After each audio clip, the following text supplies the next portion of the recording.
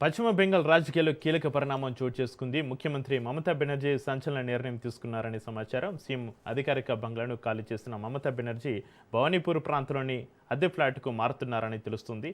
ఈ flat CM అధికారిక నివాసానికి సుమారు 10 కిలోమీటర్ల దూరంలో ఉంది.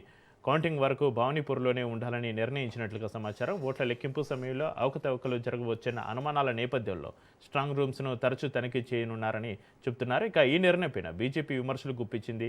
ముందే అధికారిక నివాసం ఖాళీ చేయడం ఓటమి భయానికి సంకేతమని వ్యాఖ్యానించింది.